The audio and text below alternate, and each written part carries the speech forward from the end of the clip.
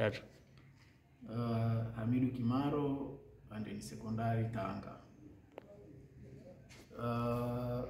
Mafunzo yalikuwa bora sana, yamenifanya nijifunze vitu vingi, yamenifanya niongeze maarifa yale machache niliyokuwa nayafahamu, especially kwenye mambo ya teknolojia katika mfumo wa ufundishaji na ujifunzaji.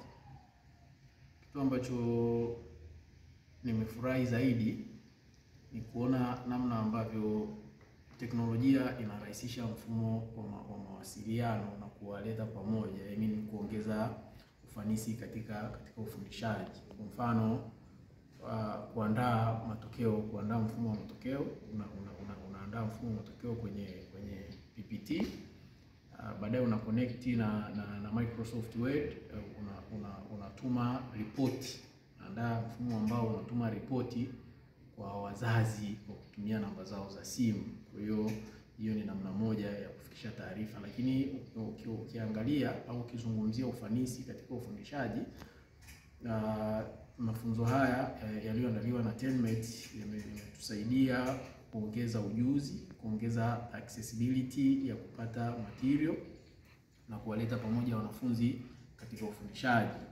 Kwa maana unaweza ukatumia muda mchache kufundisha kundi kubwa la wanafunzi kwa sababu ya mfumo wa teknolojia.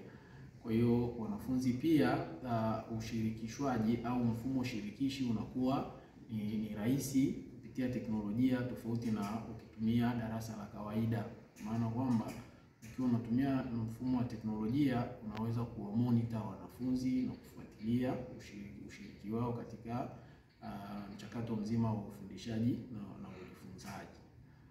Lakini pia kitu kingine kwenye mfumo huu ni kutengeneza creativeness kwa wanafunzi. Kwa maana tunapotumia teknolojia katika ufundishaji, mwanafunzi anaposhiriki anashiriki mwenyewe, anashiriki direct bila kumtegemea mwingine, kwa sababu mfumo wa darasani au mfumo wa kutumia analog, mwanafunzi anaweza akajificha kwenye mgongo wa mwenzake, kwa maana mmoja anaweza akafanya jambo kwa niaba ya darasa zima. Lakini teknolojia inarahisisha huo mfumo na kumfanya kila mwanafunzi ashiriki. Lakini kitu kingine zaidi ambacho nimefurahi ni matumizi ya akili mnembe kwa maana ya AI. AI imekuja na suluhu, imekuja kama mbadala wa changamoto nyingi ambazo zilikuwa zinatukabili au zinaikabili sekta ya elimu. Kwa mfano,